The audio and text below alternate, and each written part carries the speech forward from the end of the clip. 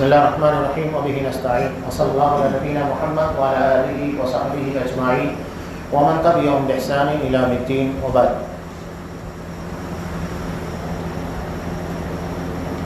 تمام قسم کی تعریفات اللہ رب العالمین وحدہ لا شریک کے لیے لائق و زیبا ہیں، جو ساری کائنات کا تنہا خالق و مالک ہے، اور بے شمار درود و سلام ہوں اللہ کے آخری نبی جناب کریم محمد رسول اللہ صلی اللہ علیہ وسلم کی ذات مقدسہ پر۔ محترم سامعین، عزیز ماں اور بہنوں، نبی کریم صلی اللہ علیہ وسلم کے پاس ایک سوال آیا تھا کہ بنی اسرائیل کنعان سے مصر کیسے آ کر آباد ہو گئے۔ کنعان عراق کا ایک علاقہ ہے جو کافی دوری پر واقع ہے، اور مصر ایک دوسرا ملک ہے۔ اسی کے جواب میں پوری سورہ یوسف نازل ہوئی۔ سورہ یوسف میں بنیادی پیغام آپ صلی اللہ علیہ وسلم کو جو دیا گیا وہ یہ تھا کہ جس طرح حضرت یوسف علیہ السلام کے بھائیوں نے آپ صلی اللہ علیہ وسلم کے ساتھ شرارت کی، سازش کی، اس کے بعد نتیجہ کیا نکلا؟ خود حضرت یوسف علیہ السلام کے سامنے بھیک مانگتے ہوئے کھڑے ہو گئے۔ اللہ نے انہیں جہاں پہنچانا تھا وہاں پہنچا دیا۔ تو یہ آپ صلی اللہ علیہ وسلم کے لیے تسلی کا سامان تھا کہ گرچہ آپ کے قریبی رشتہ دار آپ کے خلاف کتنی بھی سازش رچے، اللہ کو جہاں تک پہنچانا ہے وہ پہنچا کر رہتا ہے، اور اس کی تدبیر، اس کی پلاننگ سب سے بیسٹ ہوتی ہے۔ حضرت یوسف علیہ السلام، پہلے ان کی شریعت کے بارے میں جاننا ضروری ہے۔ حضرت یعقوب علیہ السلام کی 2 بیویاں تھیں اور دونوں سگی بہنیں تھیں۔ ان کی شریعت میں 2 سگی بہنوں کو بیک وقت و نکاح میں رکھنے کی اجازت تھی، لیکن شریعت اسلامیہ میں نہیں ہے۔ ایک بہن سے حضرت یوسف علیہ السلام اور ان کے چھوٹے بھائی بنیامین تھے، اور بقیہ 10 بھائی ان کی دوسری ماں سے تھے، یعنی حضرت یوسف علیہ السلام کی خالہ سے۔ اس طرح یہ 12 بھائی ہیں، اور انہی 12 بھائیوں کے پر 12 قبیلے ہیں، اور انہی کو بنی اسرائیل کہا جاتا ہے۔ حضرت یعقوب علیہ السلام کا دوسرا نام اسرائیل ہے۔ اسرائیل حضرت یعقوب علیہ السلام کا نام، اور انہی کے 12 بیٹوں کے پر بنی اسرائیل ہے، یعنی اسرائیل کے بیٹے، اور انہی سے پوری امت جو کہ یہود کی ہے اسی کے اوپر ڈیپینڈ ہے۔ اب ہوا یوں کہ حضرت یوسف علیہ السلام خواب دیکھا۔ خواب کے اندر کیا مسئلہ تھا کہ انہوں نے دیکھا کہ سورج، چاند اور ستارے انہیں سجدہ کر رہے ہیں۔ حضرت یعقوب علیہ السلام اس کی تعبیر سمجھ گئے۔ حضرت یوسف چھوٹے تھے، ان کو منع کیا، اپنے بھائیوں کو اس خواب کے تعلق سے مت بتانا، ورنہ فَيَكِيدُ لَكَ كَيْدًا، تمہارے خلاف کوئی سازش رچیں گے۔ اور ہوا بھی وہی۔ جب انہیں احساس ہو گیا کہ حضرت یوسف علیہ السلام کا مقام ہمارے اپنے باپ کی نگاہ میں ہم سے کہیں زیادہ ہے، تو انہوں نے ایک مرتبہ حضرت یوسف علیہ السلام کو کھیلنے کے بہانے لے کر گئے۔ پہلے سے پلان تھا، لے جا کر ایک کنویں میں ڈال دیا۔ اب دیکھیے کہ جب وہ کنویں میں ڈال رہے تھے تب اللہ تبارک و تعالی حضرت یوسف کو یہ پیغام دے رہا تھا۔ کیا پیغام دیا اللہ نے؟ وَأَوْحَيْنَا إِلَيْهِ لَتُنَبِّئَنَّهُمْ بِأَمْرِهِمْ هَذَا، کہ ایک وقت ایسا آئے گا کہ اس واقعے کی خبر تم اپنے بھائیوں کو دو گے، وَهُمْ لَا يَشْعُرُونَ، لیکن انہیں اس کی خبر نہیں ہوگی، وہ بھول چکے ہوں گے۔ گناہ کرنے والا گناہ کر کے بھول جاتا ہے، اسے کیا پتا ہوتا ہے کہ میں نے کیا خطا کی، کیا غلطی تھی، بھول جاتا ہے۔ اور ہوا بھی ویسے ہی، جب وہ بالکل بھول چکے تھے اس وقت حضرت یوسف علیہ السلام نے اس واقعے کی ان کو خبر دی۔ وہاں انہیں کنویں میں ڈالا جا رہا تھا، اور اللہ کیا کہہ رہا ہے؟ ایک وقت ایسا آئے گا کہ اللہ تمہیں اس مقام کے اوپر پہنچائے گا کہ تم سب سے اوپر ہوگے، اور تمہارے سامنے یہ زیر نگی ہوں گے۔ یہی معاملہ نبی کریم صلی اللہ علیہ وسلم کا بھی، مکہ چھوڑ کر جا رہے ہیں، سب کچھ ختم ہو چکا تھا، مدینے کا مستقبل اندھیروں میں چھپا ہوا تھا۔ اس وقت سراقہ بن مالک کو کہہ رہے ہیں کہ سراقہ، اس وقت تمہارا کیا عالم ہوگا جب کسریٰ کے کنگن تمہارے ہاتھوں میں پہنائے جائیں گے، یعنی اسلام وقت کی سب سے بڑی طاقت ہوگی۔ آج ہم بالکل بکھرے میں ہیں، کچھ نہیں ہمارے پاس، لیکن اللہ ایک وقت ایسا لائے گا جب پوری طاقت اور پوری قوت، پورے اختیارات اللہ ہم کو عطا کرے گا۔ حضرت موسیٰ علیہ السلام کے واقعے میں بھی وہی، جہاں اللہ نے انہیں ایسے موقع پر لا کر کھڑا کیا کہ پیچھے فرعون کا لشکر تھا، سامنے دریا، اللہ نے وہیں سے راستہ بنایا۔ یہ اس کی قدرت اور یہی اس کی صفت قادریت ہے، وہ اپنی قدرت کے نمونے ظاہر کرتا ہے۔ اب ہوا یوں کہ حضرت یوسف علیہ السلام کو کنویں میں ڈال دیا گیا، اس کے بعد ایک قافلہ آیا، قافلے نے ان کو کنویں سے نکالا، نکالنے کے بعد لے جا کر مصر کے بازار میں بیچ دیا گیا، غلام بن گئے۔ عزیز مصر اس کے گھر میں گئے، ہوا یوں کہ اس کی بیوی، اللہ نے حضرت یوسف علیہ السلام کو جو حسن عطا کیا تھا، خوبصورتی، معراج کے واقعے میں خود آپ نے بیان کیا، کأنہ اوتیہ شطر الحسن، ایسا لگتا ہے کہ اللہ نے خوبصورتی کے دو حصے کیے، ایک حصہ حضرت یوسف کو دیا اور بقیہ پوری امت کے درمیان تقسیم کیا۔ یہ ان کی خوبصورتی کا عالم تھا۔ بیوی فدا ہو گئی اور انہیں برگلانے کی کوشش کی، اللہ تبارک و تعالیٰ نے اس کو بچا لیا۔ اب یہاں میں جو آپ کو بتانا چاہ رہا ہوں، مصر کا کلچر کتنا گھناؤنا تھا۔ جب مصر کی عورتوں کے درمیان چرچا چلی کہ زلیخا، جیسا کہ اس کی تفسیر کے اندر نام بتایا جاتا، اللہ بہتر جانتا ہے، اور بعض لوگوں نے کہا کہ زلیخا سے شادی بھی، یہ سب افسانہ ہے، حقیقت نہیں ہے۔ کسی صحیح روایت کی بنیاد کے پر حضرت یوسف اور زلیخا کے درمیان نکاح کے تعلق سے کچھ نہیں ملتا ہے۔ بعض عجیب و غریب قسموں کی دعائیں جو نکاح کے موقع پر دی جاتی ہے اجتماعی طور پر۔ پہلا مسئلہ تو یہ ہے کہ نکاح کے موقع پر اجتماعی دعا آپ صلی اللہ علیہ وسلم، صحابہ، سلف سے ثابت ہی نہیں۔ اب اس کے پر بدعت کے پر بدعت کیا ہے کہ اللہ تعالیٰ ان لوگوں کے درمیان، بیوی کے درمیان اس طرح کی محبت رکھے جیسا کہ یوسف اور زلیخا کی تھی۔ یہ کیا مسئلہ ہے؟ ایک بدعت کی جا رہی ہے، اجتماعی دعا، اور اس کے پر ایک ایسی چیز بیان کی جا رہی ہے جو ثابت ہی نہیں ہے۔ بہرحال مصر کا کلچر دیکھیے، بلایا گیا، جیسے ہی زلیخا کو معلوم پڑا کہ مصر کی عورتوں میں میرے تعلق سے چرچا ہو رہی ہے، انہیں چرچا کرنے کا مطلب یہ نہیں تھا کہ زلیخا نے کوئی غلط کام کیا، بلکہ عورت کی فطرت بڑی عجیب ہوتی ہے، کام کچھ اور ہے، بتاتی کچھ اور ہے۔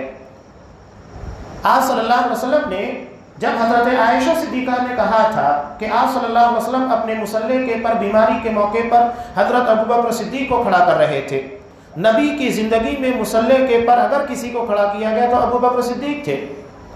حضرت عائشہ کہہ رہی تھی کہ ابوبکر صدیق کو مت کھڑا کرو، بہت نرم و مزاج ہیں، قرآن پڑھتے ہوئے روتے لگتے ہیں۔ آپ صلی اللہ علیہ وسلم نے کہا کہ تم یوسف والیہ ہو، یعنی تم کچھ کہہ رہی ہو، بات کچھ اور ہے، تمہیں دراصل اپنے باپ کی فکر ہے کہ کوئی یہ نہ اعتراض کرے کہ نبی کے ہوتے ہوئے ابوبکر صدیق کو کیوں کھڑا کیا جا رہا ہے، مسئلہ یہ ہے اور بات کچھ اور کہہ رہی ہو۔ تو یہ عورتوں کا مزاج ہوتا ہے جو آپ صلی اللہ علیہ وسلم نے بیان کیا۔ تو عورتوں میں چرچا کا مطلب کیا تھا؟ چرچا کا مطلب یہ تھا کہ ہم بھی دیکھیں جس کے پر زلیخا فدا ہے وہ کون ہے۔ زلیخا کو بدنام کر کے وہ یوسف کو دیکھنا چاہتے تھے، اور ہوا بھی وہی، وہ سمجھ گئی۔ اب عورت کی فطرت عورت نہیں سمجھے گی تو کون سمجھے گی؟ اپنے گھر کے اندر بہترین میزبانی کی، سب کو پھل دے دیا گیا، ہاتھ میں چھریاں تھیں۔ اس کے بعد اس نے حضرت یوسف علیہ السلام کو ریلیز کیا۔ اب انہوں نے دیکھا کہ ایک نوجوان آدمی، عورتوں کی محفل ہے، اور وہ بھی جو کہ شاہی خاندان کی ہے، جن کی خوبصورتی، رہنے سہنے کا انداز ہی جدا ہوتا ہے۔ حضرت یوسف علیہ السلام نظروں کو نیچا کر کے ان کے درمیان سے نکل گئے۔ انہوں نے اپنی انگلیاں تک کاٹی، انہوں نے حضرت یوسف علیہ السلام کی خوبصورتی پر نہیں کہ کم سے کم اس حادثے کو دیکھ کر یوسف متوجہ ہو جائے، اس کے بعد بھی متوجہ نہیں ہوئے۔ تو انہوں نے کہا کہ قُلْنَا حَاشَ لِلَّهِ مَا هَذَا بَشَرًا، اللہ کی قسم یہ انسان نہیں ہے، یہ فرشتہ ہے۔ اس لیے کہ انسان اس طرح خواتین کی محفلوں میں کیسے ان کو دیکھے بغیر گزر سکتا ہے۔ حضرت یوسف علیہ السلام گزر گئے۔ اب دیکھیے کہ زلیخا کا مزاج، کلچر کیسا تھا۔ وہ برجستہ کہتی ہے کہ میں نے اس کو کہا تھا، میری بات نہیں مانی، اگر اس نے اب میری بات نہیں مانی تو میں اس کے پر کوئی بھی الزام لگا کر جیل میں ڈال دوں گی۔ سوچئے کہ ایک عورت برجستہ اظہار کر رہی ہے، وہ محفل، وہ کلچر کیسا تھا جہاں پر ایک عورت برجستہ زناکاری، بدکاری کے بارے میں اظہار کر رہی ہے اور کوئی اس کو روکنے والا، ٹوکنے والا نہیں۔ یہ کلچر تھا، اتنا بگڑا ہوا، ماحول اتنا بگڑا ہوا تھا۔ بہرحال حضرت یوسف نے اللہ سے دعا مانگی کہ اللہ مجھ کو کسی طریقے سے جیل میں پہنچا دے. ان لوگوں کی شرارت اور ان لوگوں کی سازش سے بچنے کے لیے بہتر جگہ جیل ہے. اللہ نے کسی بہانے سے وہاں پہنچا دیا. وہ کیا وجہ دی قرآن نے تذکرہ نہیں کیا. وہاں جانے کے بعد دو لوگ تھے. خواب دیکھا اس میں سے ایک نے خواب دیکھا کہ وہ انگور کا رس نچوڑ کر وقت کے بادشاہ کو پلا رہا ہے، اور دوسرے نے یہ دیکھا کہ اس کے سر کے پر روٹی کے ٹکڑے رکھے ہوئے ہیں، پرندے آ کر کھا رہے ہیں. حضرت یوسف نے اس خواب کی تعبیر کو بیان کرنے کے پہلے کہا، ان کو دعوت توحید دی. کہا کہ ارباب متفرقون خیر ام اللہ الواحد القہار. یہ دونوں کے دونوں غلام تھے، اور ایک غلام اپنے آقا کے تعلق سے جو ربط رکھتا ہے وہ یہ بات سمجھ سکتے تھے. مثال ان کے پیشے اور ان لوگوں کی سمجھ کے اعتبار سے دی. کیا مثال دی کہ یہ بتاؤ بہت سارے آقا بہتر ہیں یا تو ایک آقا؟ اگر ایک غلام کے کئی آقا ہوں تو بتائیے کس کا حکم فالو کرے گا؟ ایک کہے گا کہ پانی لا، دوسرے کا نہیں بازار جا، تیسرا کا کپڑا دو. کیا کرے گا؟ پریشان ہو جائے گا. تو ایک آقا بہتر ہے یا تو بہت سارے؟ ان کے اعتبار سے سمجھایا، اور اس کے بعد ان کو خواب کی تعبیر بتا دی. اور جو شخص جس کے خواب کی تعبیر یہ تھی کہ اس کو آزاد کر کے بادشاہ کے دربار میں شراب پیش کرنے کے لیے رکھا جائے گا، اس کو کہا تھا کہ میرے بارے میں درخواست کرنا کہ مجھ کو بلا وجہ یہاں پر قید میں رکھا گیا ہے. لیکن شیطان نے بھلا دیا. تقریباً 9 سال سے زیادہ حضرت یوسف علیہ السلام جیل میں بغیر کسی جرم کے رکھے گئے. آج بھی مسلمانوں کو جو جیل میں بغیر جرم کے رکھا جاتا ہے وہ سنت یوسف ہی ہے. ایک نبی کی سنت ہے جو آج بھی زندہ کی جاتی ہے، تازہ کی جا رہی ہے. اب ہوا یوں کہ بادشاہ نے خواب دیکھا. خواب یہ تھا کہ 7 موٹی گائیں 7 پتلی گائے کو کھا رہی ہیں. خواب بڑا عجیب و غریب تھا، اور 7 سوکھی بالیاں تھیں اور 7 تر و تازہ بالیاں تھیں. اسے بڑا عجیب لگا. اس نے اپنے دربار کے علماء سے اس کے بارے میں تفسیر کی. کہا کہ یہ بڑا گندا خیال ہے، انسان سوچتے رہتا ہے. وہ خواب کے اندر آ گیا. لیکن اسی وقت وہ شخص جو آزاد ہوا تھا اس کو معلوم ہوا. اس نے کہا کہ مجھے یوسف کے پاس بھیجیے، میں اس کی تعبیر کا علم لے کر آتا ہوں. حضرت یوسف علیہ السلام نے صرف تعبیر نہیں بتائی، بلکہ یہ کہا کہ 7 سال جو تمہارے آئیں گے وہ بہت اچھے ہوں گے، لیکن اس کے بعد کا جو 7 سال ہوگا وہ بہت مشکل کا، دشکال کا، قحط کا ہوگا. تم ایک کام کرنا کہ پہلا جو 7 سال ہوگا اس میں جو بالیاں ہوگی ان کو اناج کو بالیوں سمیت رکھنا تاکہ محفوظ رہے، بالیوں سے مت نکالنا. یہ تعبیر اور اس کے بعد اس کی تدبیر بھی بتا دی. بادشاہ کو جب علم ہوا حضرت یوسف علیہ السلام کو طلب کیا گیا. وہ آئے نہیں. آپ صلی اللہ علیہ وسلم نے اسی واقعے کے تناظر میں کہا تھا کہ اگر مجھے اتنی لمبی مدت جیل میں رکھا جاتا اور اس کے بعد مجھ کو آزاد کیا جاتا تو میں فوراً اس کی دعوت کو قبول کر لیتا. لیکن حضرت یوسف علیہ السلام دیکھیے کہ وہ اپنے پر لگائے گئے الزام سے بری ہو کر باہر آنا چاہتے تھے تاکہ ان کی شخصیت کے پر کوئی داغ نہ ہو. کہا کہ پہلے عورتوں سے پوچھو جو الزام لگاتا مجھ کو قید رکھا گیا ہے. الزامات لگانا، بہتان تراشیاں کرنا، یہ انبیاء کے پر چلا رہا ہے. حضرت یوسف علیہ السلام آگے جیسا کہ ان کے بھائیوں نے ان کے پر چوری کا بھی الزام لگایا. عورت نے ان کے خلاف کام کیا اور انہی کے پر الزام بھی لگا دیا گیا. نبی کریم صلی اللہ علیہ وسلم کے پر کیا الزامات نہیں لگائے گئے. حضرت عثمان غنی کے پر الزامات بھرمار ہے. بہرحال عورتوں کو بلایا گیا، زلیخا کو بلایا گیا. سب نے اقرار کیا کہ یوسف سچے ہیں، ہم نے بلا وجہ ان لوگوں کے پر الزام لگایا. ایک موقع بہرحال اللہ زندگی میں لاتا ہے جہاں پر صفائی ہوتی ہے، الزامات ختم کر دیے جاتے ہیں. اب چونکہ حالات بڑے عجیب و غریب تھے، 7 سال انتہائی بہترین تھے. 7 سال کے لیے پلاننگ کرنا تھا جو کہ آنے والے تھے، قحط سالی کے، دشکال کے تھے. حضرت یوسف علیہ السلام نے کہا کہ مجھ کو خوراک منتری بنا دیجیے. پیشکش بھی مان لیا. کہا کہ مجھ کو خوراک منتری بنائیے تاکہ میں منظم طریقے سے آنے والے 7 سالوں کی پلاننگ کروں اور اس کے بعد کے جو 7 سال ہوں گے وہ اسے بہتر طریقے سے ہینڈل کیا جا سکے. اب ہوا یوں، ان کی تعبیر کے مطابق ویسے ہوا. اب یہاں ایک بات سمجھ لیجئے، سچے خواب ایک کافر بھی دیکھ سکتا ہے. سچا خواب ایک کافر بھی دیکھ سکتا ہے. بادشاہ کافر تھا اور اس نے سچا خواب دیکھا تھا اور اس کی تعبیر کے مطابق سارے واقعات پیش آئے. اب 7 سال بہتر تھے. حضرت یوسف علیہ السلام نے بہترین پلاننگ کے ذریعے، منصوبہ بندی کے ذریعے اناجوں کو اچھے طریقے سے محفوظ رکھا. اور اس کا غلط فائدہ نہیں اٹھایا، بلکہ سستے داموں میں اناج صرف مصر نہیں بلکہ مصر کے علاوہ دیگر جگہوں پر بھی دینے لگے۔ لیکن انہوں نے ایک قانون بنایا کہ ہر شخص جو ہمارے پاس آ کر اناج لے گا اس کو صرف اتنا اناج دیا جائے گا جتنا ایک اونٹ اٹھا سکتا ہے، اس سے زیادہ نہیں ملے گا۔ ایسا نہ ہو کہ لوگ ناجائز طریقے سے ذخیرہ اندوزی کریں اور اس کے بعد بلیک کرنے کی کوشش کریں، جیسا کہ آج بھی ہوتا ہے۔ لاک ڈاؤن یا مصیبت کے مواقع کے پر لوگ اس طرح کی حرکتیں کرتے ہیں۔ حضرت یوسف نے قانون بنایا، اب ان کے بھائی آئے، حضرت یوسف پہچان گئے، کنعان جو کہ عراق کا علاقہ ہے وہاں سے آئے، حضرت یوسف پہچان گئے لیکن کہا نہیں، ساری خبر لی، سب معلوم کر لیا، اور اس کے بعد کہا کہ دیکھو تم لوگ ایک کام کرو، جب تمہارا بھائی ہے بنیامین، حضرت یعقوب نے 10 بھائیوں کو بھیجا لیکن بنیامین کو نہیں بھیجا، انہیں ڈر تھا کہ کہیں یوسف کی طرح ان کے ساتھ بھی کوئی ان لوگوں نے سازش تو کی تو اس کے نتیجے میں ان کے ساتھ کوئی حادثہ پیش نہ جائے۔ تو انہوں نے کہا کہ دیکھو اپنے بھائی کو بھی لے کر آؤ، اس کا فائدہ یہ ہوگا کہ تم کو ایک اونٹ کے برابر اناج زیادہ ملے گا۔ حضرت یعقوب کے پاس گئے، انہوں نے کہا کہ کیسے تم پر بھروسہ کروں؟ اب یقینی بات ہے کہ ایک مرتبہ اعتبار ٹوٹ جاتا ہے تو کیسے دوبارہ بھروسہ کیا جائے گا؟ لیکن مسئلہ تھا اناج کا، 7 سال قحط سالی کے تھے، تو انہوں نے کہا واللہ علی ما نقول وکیل، ٹھیک ہے میں جو تم بات کر رہے ہو اس کے پر اللہ کو گواہ بنا رہا ہوں، تم مجھ سے وعدہ کرو کہ تم اس کے بھائی کو لے کر جاؤ گے، بحفاظت واپس لے کر آؤ گے، الا یہ کہ کوئی ایسا واقعہ پیش آ جائے، کوئی حادثہ پیش آ جائے تو الگ بات ہے۔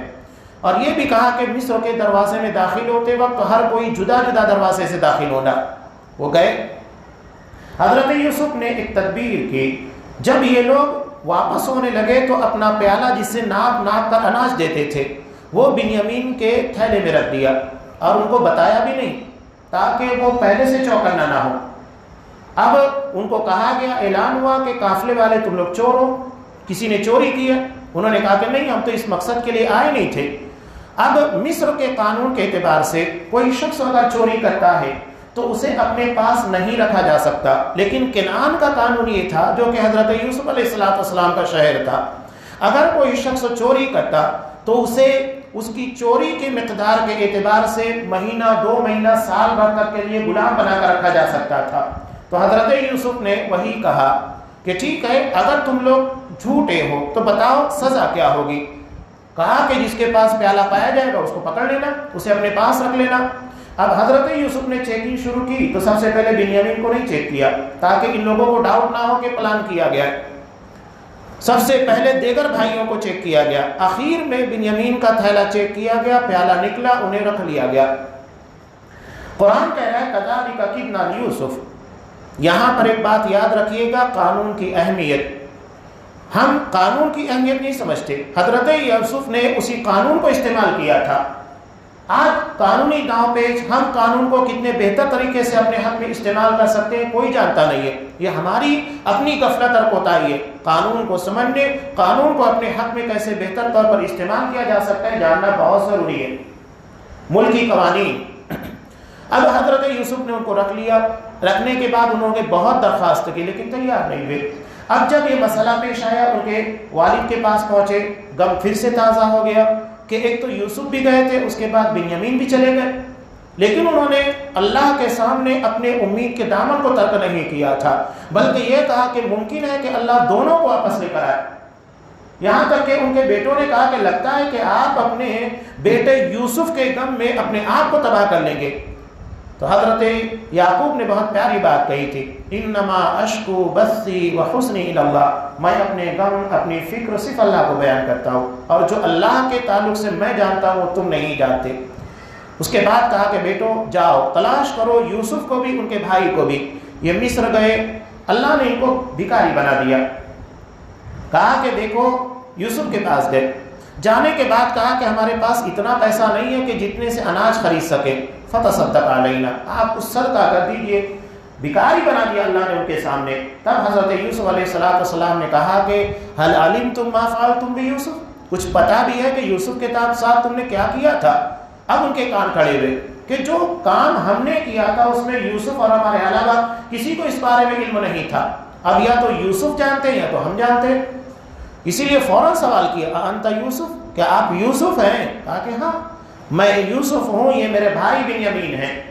تب انہوں نے کہا کہ تاللہ لقد آثرک اللہ علینا، اللہ کی قسم آج اللہ نے ہم سب کے پر تمہیں ترجیح عطا کر دی ہے، فضیلت عطا کر دی ہے۔ اب انہیں ڈر بھی تھا کہ ہم نے اتنی بڑی غلطی، اتنی بڑی سازش کی، اس کے نتیجے میں وقت کے بادشاہ بن چکے ہیں، سارے اختیارات یوسف کو مل چکے ہیں، تو پھر کہیں ایسا نہ ہو کہ ہمارے خلاف کوئی اقدامات کیے جائے۔ حضرت یوسف نے اس چیز کو پڑھ لیا تھا، کہا کہ لا تثریب علیکم اليوم، ڈرو مت، تمہارے ساتھ کوئی سازش، تمہارے خلاف کوئی اقدام نہیں ہوگا، کوئی سزا نہیں ہوگی۔